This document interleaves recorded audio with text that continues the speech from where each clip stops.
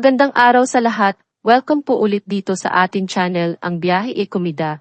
Maraming salamat sa lahat ng nag-subscribe, indeed. Punta tayo sa ating topic. John Estrada spotted na nagpapahinga sa bar, kasama ang misteryosong babae. Pakisabi kay Marites at Lena mamaya pa daw uwi si Rigor. Nakuhaan ng video ng isang netizen ang aktor na si John Estrada na may kasamang babae sa isang bar. In-upload ng netizen ang reel sa Facebook kahapon, November 1, 2024. Meron na itong 3.1 million views ngayong araw, November 2, 2024. Makikita sa unang bahagi ng video na nakaakbay si John sa hindi pa nakilalang babae habang palabas sila ng bar. Sa isang bahagi, makikita naman silang relax lang sa loob habang nakatingin sa cellphone. Hindi naman malinaw kung kailan kuha ang video or kung bago ba ito. Sabi sa caption ng uploader, published as is, mag-chill muna daw si Rigor Lena. #everyone highlights followers, #everyone #f1 #viral #brilsfight, #brilsviral, #trending reel, #trending no, #timaw malakas, #powerhug ni Bolorong tapat. Naka-overlay naman sa video ang ganitong text. Pakisabi kay Marites at Lena mamaya pa daw uwi si Rigor. Sina Lena, Mercedes Cabral, at Marites, Cherry Pie Picach, ang kasama ni Rigor, karakter ni John, sa AFPJ's Batang Quiapo. Sa kwento ng teleserye, si Marites ay asawa ni Rigor, habang si Lena ay kabit niya. Umani rin ng maraming comments ang reel. Karamihan sa kanila ay hindi pabor kay John, yung iba ay tila may hugot. Narito ang ilan sa kanilang mga komento. Tumatandang walang pinagkatandaan. May kilala akong ganyan. Feeling binata ang lolo. Sakit niya na yan, Diyos ko, nakailang matitinong babae na siya. Haha, pagtanda niyan sa kanya maiisip yan. Nakakahiya sa mga anak niyang babae. Bakit ba may mga ganitong klase ng lalaki?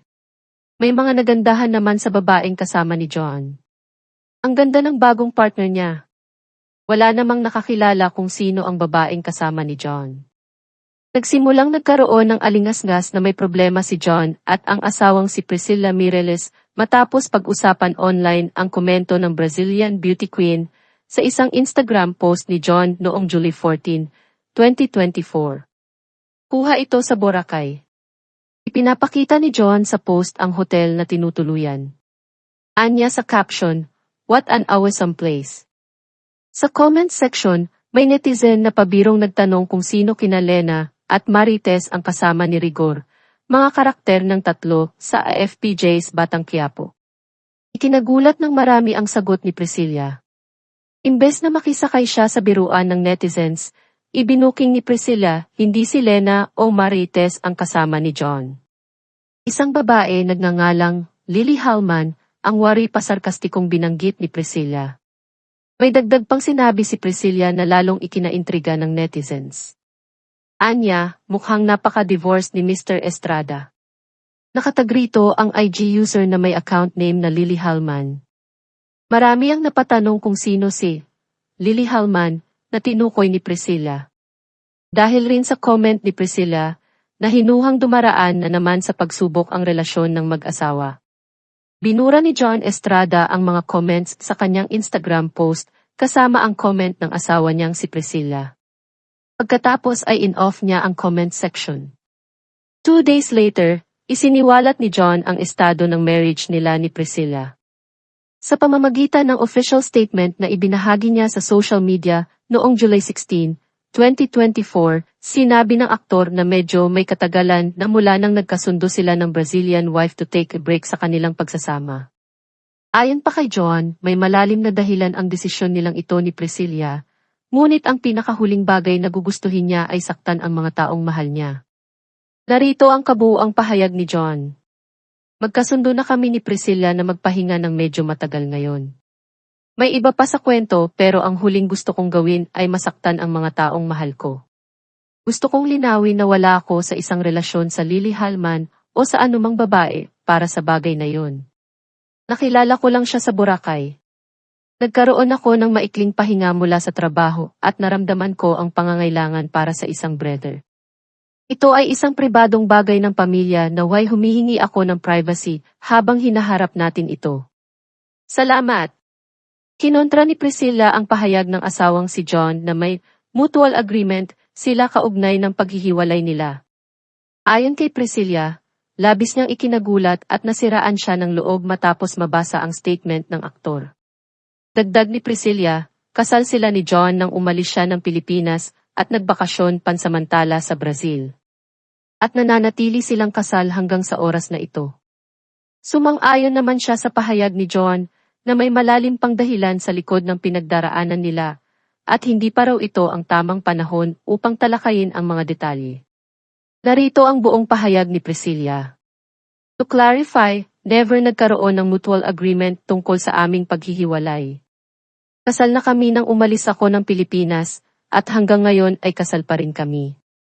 Habang may higit pa sa kwentong ito, hindi ito ang angkop na oras upang mag-delve sa mga detalyeng iyon. Gayunman, ano man ang mga iyon, hindi nito mababago ang takbo ng pananampalataya. Pinahahalagahan ko ang inyong palagiang suporta, kabaitan at pagmamahal sa panahong ito ng kahirapan. Tiwala ako na, sa takdang panahon, ang lahat ay malulutas ng naaangkop. Salamat po sa inyong pag-unawa. Priscilla Mirels. Huling namataang magkasama ang dalawa sa Singapore para sa F1 Singapore Grand Prix 2024 noong September 20, 2024.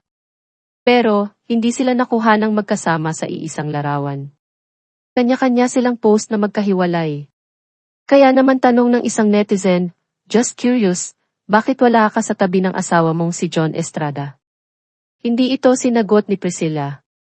Ang ibang netizens ang nagkomento na nagkaroon ng problema sa pagsasama ng dalawa noong mga nakaraang buwan. Komento ng isa, mas masaya ka ba ngayon kung wala si Juan? I remember this time, last year, sabay-sabay kayong dumalo sa race na ito. Sana mas masaya ka. Isa namang netizen ang sumagot sa nasabing tanong. Sabi nito, magkasama po sila, nakita ko isang post niya sa FB kanina lang kasama si John. Ang tinutukoy nitong post ay mula kay Aubrey Miles, na kasama rin nina John at Priscilla sa Singapore. Sa isang larawan, makikitang magkasama sila sa loob ng isang sasakyan. Sumagot si Priscilla sa netizen. Ayon sa kanya, work lang po. Salamat sa pag-unawa.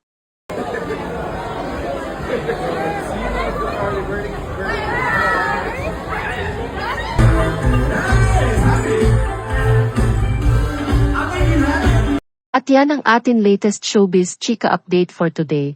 Huwag kalimutan mag-subscribe, click the notification bell for more showbiz chika updates, like and share the video at pakisuportahan po ang atin Facebook page. Maraming salamat sa lahat ng nag-subscribe. Indeed. Magandang buhay sa lahat, paalam.